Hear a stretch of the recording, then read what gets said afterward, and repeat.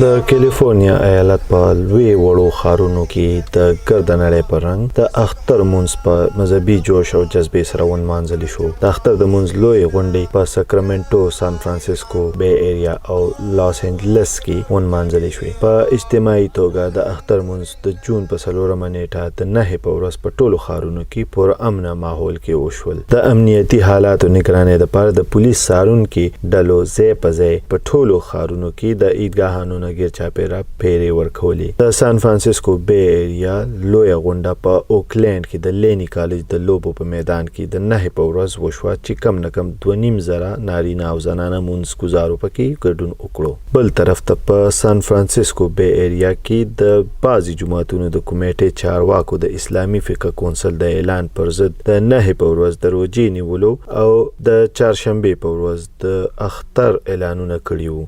د دغه جماعتونو د کمیټې چارواکي عموماً د پاکستان، انډیا، بنگال او د برما سره تعلق لري.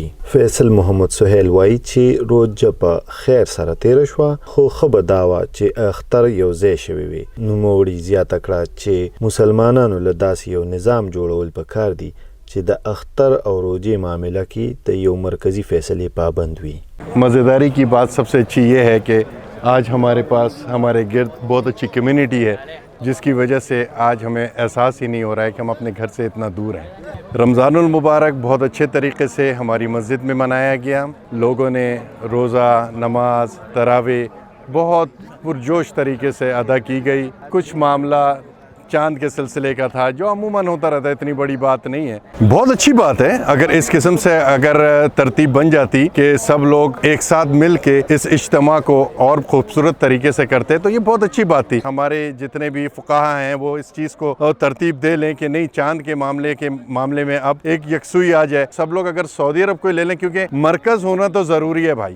شلکلن جلال خان وای چې سپوږمۍ په بربنډه سترګه کتلو سره سره مسلمانانو له ساينس او ټیکنالوژي هم کارول پکار دي چې دا تفریق ختم شي. دې ځل دا چل شي چې کوم دې ګروپس ویلیو دلته موږ سپوږمۍ نه ده کتلې او الته سعودي والا ویلیو چې کتلې موږ نو څوک سعودي فالو کړي نو هغې ټول پرون اختر وکړو او څوک دلته کې جماعت فالو کړي چې هغې کوم دلته ګروپ فالو کړي چې کوم دلته سپوږمۍ ګوري نو هغې وي چې اختر نشته. خو اخر کې دا پته ولګېده چې اختر ایکچولی پرون په ټیوزډے باندې نن په ونسډے نه. حدیث په حساب خو په کار داري چې په سترګو باندې سپوږمۍ ښکاره شي، خو چې اوس دومره ټیکنالوژي راغلی چې مخکې نه مونږ کمپلیټلی 100% شور کېدی شو چې سپوږمۍ ښکاره شو که نه نو دا ټول خلک ولې نه فالو کړي. طاهر خان نیوکه وکړه چې ضروري نه ده چې هر سیمه یا هیوادونو کې د یو رنګ اسمان او فضا صفا وي. بعض هیوادونو کې د فضایي الوتکې له کبله هم دا ډیره ګرانه شي چې سپوږمۍ دې په بربنډه سترګه ولیدی شي. نوموړی زیاتوي باید چې نوې ټیکنالوژي دې لړ کې وکارولی شي.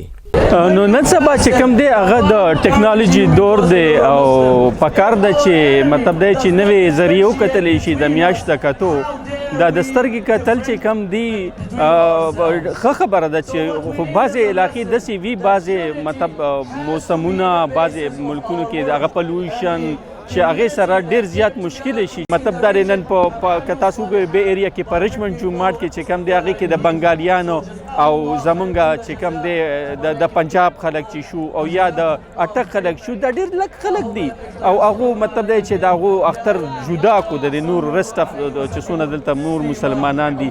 نو زه به دا ویم چې دا خبره نه ښه خبره نه ده. پکار ده چې نوې ټیکنالوژي نه هم کار واخیستلی شي. د سپوږمۍ لیدو اختلاف په خپل ځای، خو اختر کو په کور وي او کو په مسافرۍ کې عموماً خلک کوشش کوي چې د خاندان او یارانو دوستانو په څنګ کې تیر کړي. انشا خان وایي خوندونه خو د کلي د اختر دي. ډېره ښکلې خوشحالۍ ورځ ده. دې ملک کې خو بس دا یو څو ورځې داسې چې دې کې خلک را یوځای شي او یو بل سره ملاوېدل وشي، یو بل سره جوړ تکړه وشي او فیملی سره ملاو شي. پاکستان مسکی سړی خپل وطن مسکی. دلته خو دغه یو ورځ اختري مونځ وکړو، یار دوست سره ملاو شو، هغوی سره لاړ، هغې نه بس بیا هر یو کس خپل کار ته روان. د رمضان میاشت د خپل نفس کابو کولو، د برداشت میده پیدا کولو او د مخلوق خدا خیال ساتلو میاشت ده. او وړوکي اختر د روژې د میاشت په تکمیل د خوشحالۍ ورځ ده چې مسلمانانو ته د دغه هڅو په بدل کې انعام شوی ده. باید چې مسلمانان د روژې اصل روح په خپل روزمره ژوند کې ښکاره کړي. راشد خټک، وایس اف امریکا، ټي1 نیوز، اوکلینډ، کیلیفورنیا.